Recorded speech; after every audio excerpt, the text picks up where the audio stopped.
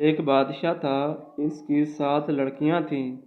وہ ان 7 سے بے حد محبت کرتا تھا اور ان کے ہر آرام کا خیال رکھتا تھا۔ ایک بار جب دسترخواں سجا ہوا تھا، وہ سب لوگ ساتھ کھانے پر بیٹھے تھے۔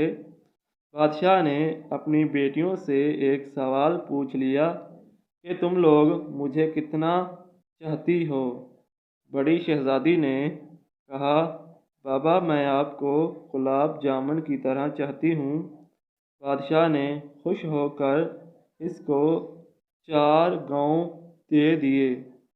دوسری نے کہا، میں آپ کو برف کی طرح چاہتی ہوں۔ بادشاہ نے اس کو کافی بڑا علاقہ بخش دیا۔ تیسری لڑکی نے کہا، میں آپ کو امرتی کی طرح چاہتی ہوں۔ اس کو بھی بادشاہ نے بہت زمین جائیداد سے دے دی۔ اسی طرح وہ سب سے پوچھتا گیا اور سب کو مال و دولت ملتی رہی۔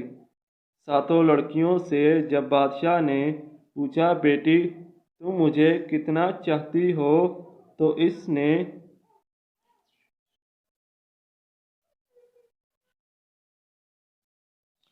7ویں لڑکی سے جب بادشاہ نے پوچھا، بیٹی تم مجھے کتنا چاہتی ہو؟ اس نے بہت پیار سے کہا، بابا میں آپ کو نمک کے برابر چاہتی ہوں۔ یہ سن کر بادشاہ کو جلال آ گیا۔ کہنے لگا، سب مجھے اتنا چاہتے ہیں، تم نمک کے برابر کیوں؟ وہ بہت ناراض ہوئے اور چھوٹی بیٹی کو محل سے نکال دیا اور کہا، اب کبھی یہاں قدم نہ رکھنا۔ وہ جنگل کی طرف چلی گئی اور پتیوں اور لکڑیوں کو ملا کر ایک جھونپڑی بنا کر وہاں رہنے لگی۔ بھوک لگی تو پھل کھا لیتی، سوکھے پتوں کا بستر بنا کر سو جاتی۔ ایک دن جب وہ سو کر اٹھی تو دیکھا کہ رنگ برنگی چڑیوں کے پر ہر طرف بکھرے پڑے تھے۔ اس نے ان پروں کو جمع کیا اور ایک چھوٹی سی پنکھیاں بنائی۔ چھوٹی سی پنکھیاں جو ہاتھ سے چل سکتے تھے اور گرمی میں اس پنکھیا سے ہوا لیا کرتی تھی۔ پھر دوسرے دن اس کو اور پر مل گئے۔ اس نے بہت سارے پر اکٹھا کیے اور کئی پنکھیاں بنا لی اور جنگل کے کنارے سڑک کے پاس جا کر بیٹھ گئی۔ اپنا چہرہ چادر سے ڈھانپ لیا۔ لوگ آتے گئے اور پنکھیاں خریدتے گئے۔ اتنی خوبصورت پنکھیاں انہوں نے کبھی نہیں دیکھی تھی۔ اب تو بہت سی بھیڑ لگ رہی تھی۔ ایک بار شہزادے کا ادھر سے گزر ہوا۔ اس نے اتنے خوبصورت پنکھے کبھی نہیں دیکھے تھے، سارے خرید لیے۔ پھر شہزادی سے پوچھا، تم کون ہو؟ اس نے کوئی جواب نہیں دیا۔ اس کے خوبصورت ہاتھ بتا رہے تھے کہ اس نے کبھی کام نہیں کیا تھا۔ پنکھیاں بنانے میں اس کی انگلیاں زخمی تھیں۔ شہزادہ اس کے پیچھے جنگل گیا اور جب اس کو پتہ چلا کہ وہ ایک شہزادی ہے اور سزا کاٹ رہی ہے تو وہ بہت غمزدہ ہوا اور اپنی سلطنت پر واپس گیا اور اپنے والدین سے سارا اجزا کہہ سنایا۔ ان لوگوں کو بھی دکھ ہوا اور اپنے بیٹے کی بارات جنگل لے کر آ گئے۔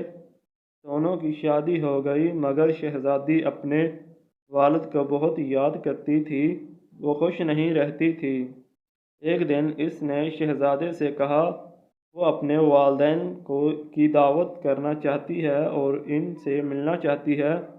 شہزادے نے زبردست دعوت کا انتظام کیا اور بادشاہ کو دعوت دی۔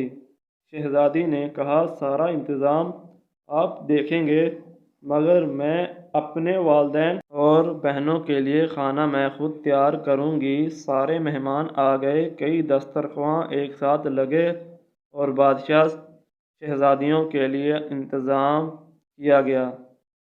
وہ جب کھانا کھانے کے لیے بیٹھے تو ان کی بیٹی سامنے آ کر بیٹھ گئی۔ اس نے نقاب پہن رکھا تھا۔